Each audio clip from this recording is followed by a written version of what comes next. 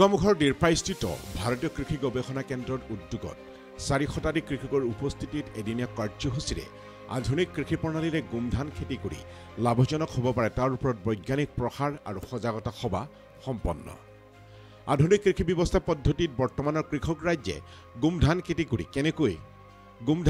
কৰি কেনেকৈ অধিক উৎপাদন আৰু লাভজনক ব্যৱসায় গঢ়ি তুলিব পাৰে তাৰ ওপৰত এখন সুন্দৰ কৃষক সজাগতা কৰ্মশালা তথা গোমধানৰ বীজ বিতৰণ কাৰ্যসূচী বুধবাৰে গোগামুখস্থিত দিৰপাইৰ ভাৰতীয় কৃষি গৱেষণা প্ৰতিষ্ঠানত অনুষ্ঠিত হয়। উক্ত কৰ্মশালাত ধেমাজি, লখিমপুৰ, মাজুলীৰ 4 শতাধিক কৃষকে অংশগ্ৰহণ কৰে। গোগামুখ SBI শাখাৰ প্ৰবন্ধক ৰুণমী গগৈয়ে কৃষকসকলে কেনেদৰে বেংকৰ পৰা আৰ্থিক ঋণ লাভ কৰিব পাৰে তাৰ ওপৰতো মন্তব্য আগবঢ়ায়। মুখ্য অতিথি শ্ৰীযুত তন্ময়জ্যোতি গগৈয়ে অসমৰ কৃষকৰ জীৱিকা উন্নত কৰাৰ ক্ষেত্ৰত ৰাজ্যৰ ভূমিকা আৰু এই অঞ্চলত গোমধান উৎপাদন বৃদ্ধিৰ ক্ষেত্ৰত উন্নত জাতৰ গোমধানৰ সম্ভাৱনীয়তাৰ ওপৰত আলোকপাত কৰে। গৌৰৱৰ কথা যে এনেকুৱা এটা অনুষ্ঠান আমি পাই সঁচাকৈ সৌভাগ্যৱান গোগামুখবাসী ৰাইজ, ধেমাজিবাসী ৰাইজ আৰু উত্তৰ পূৰ্বাঞ্চলবাসী ৰাইজ।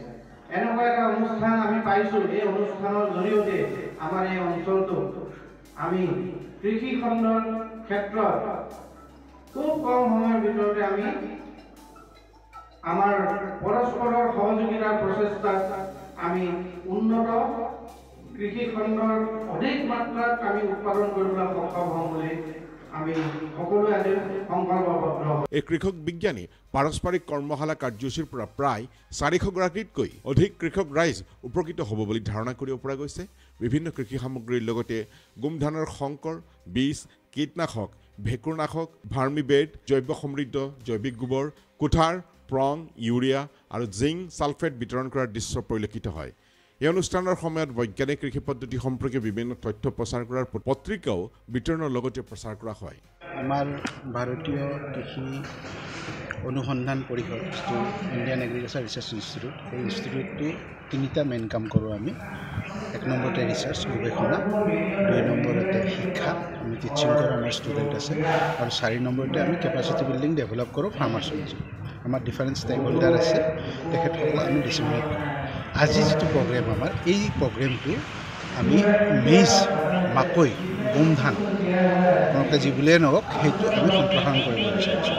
কাৰণ আমি সকলোৱে জানো যে আমাৰ ধেমাজিত চবচে হায়েষ্ট পিগৰ পপুলেশ্যন আছে। আমাৰ অসমৰ যেতিয়া আজি আমি চাম, অসমত আমি ডেফিচিট মিটত, ডেফিচিট কণীত, ডেফিচিট আমি গাখীৰত। কিহৰ কাৰণে ডেফিচিট? যে এনিমেল ছেক্টৰত যিটো প্ৰডাকশ্যন ষ্ট্ৰেটেজি, সেই ষ্ট্ৰেটেজিটোত আমাৰ ফিডৰ যিটো কষ্ট, সেই কষ্টটো 70% হৈ যায়। গতিকে সেই ফিডৰ কষ্ট আমি কেনেকৈ ৰিডিউচ কৰিম, কেনেকৈ কৃষকক স্বাৱলম্বী কৰিম যে তেখেতসকলৰ যিটো এনিমেলছৰ কাৰণে বা পল্ট্ৰি বাৰ্ডছৰ কাৰণে যিখিনি তেখেতসকলক মেটেৰিয়েল বা ফিড লাগে, সেই ফিডটো যদি আমাৰ ফাৰ্মতে আমি প্ৰডিউচ কৰিব পাৰোঁ, তাৰে প্ৰয়াসেৰে আমি প্ৰগ্ৰেমটো কৰা হৈছে। আৰু আমাৰ ইয়াতে চাইণ্টিষ্টবোৰে ফাৰ্মাৰ্ছৰ লগত ডাইৰেক্ট কণ্টেক্ট কৰাইছে। গতিকে আমি এইটোৱে কৰিব বিচাৰিছোঁ যে তেখেতসকলৰ কি প্ৰব্লেমটো মেইজ খেতিৰ ক্ষেত্ৰত কেনেকৈ আমি আগবাঢ়ি যাব পাৰোঁ সেইটো আমি চাবলৈ চেষ্টা কৰিছোঁ। আৰু সেইটোত আমি গোটেই আজি 400 ফাৰ্মাৰ বুলাইছোঁ, 400 ফাৰ্মাৰ আহিছে। গতিকে তেখেতসকলক আমি টেকন'লজিটো আজি ডিচিমিনেট কৰিছোঁ। ইয়াতে আমি মাকৈ চিড দিছোঁ, তাৰ লগতে কিছুমান কেমিকেল দিছোঁ, অৰ্গেনিক মেনিউৰ দিছোঁ, যাতে সিহঁতে ভালকৈ মাকৈ খেতিটো কৰিব পাৰে। ইয়াৰ লগে লগে আমাৰ সকলোৱে জানো ইয়াত কি এটা প্ৰব্লেম হৈ আছে যে আমাৰ ক্ৰপিং যিটো ছিষ্টেম, আমি ক্ৰপিং ছিষ্টেমত কাম নকৰোঁ। আমি তাৰমানে এটা ক্ৰপৰ পিছত এটা ক্ৰপ নকৰোঁ, অকল এটা ক্ৰপ কৰিয়ে আমি নিজৰ খোৱাৰ কাৰণেহে কৰোঁ। কিন্তু মই সেইটো বিচৰা নাই। ICAR-এ এতিয়া এনেকুৱা টেকন'লজি ডেভেলপ কৰিছে, এটা বছৰত 2টা বা 3টা খেতি কেনেকৈ কৰিব। এই যিটো মেজৰ ছিজন, যিটো এৰিয়াত কৰা হৈছে, এই মেজৰ ছিজনটোত আমি কি কৰিম, মাকৈ ধান লগাম। মাকৈৰ পিছত আমি মাহজাতীয় শস্য বা আমি তৈলজাতীয় শস্য লগাম।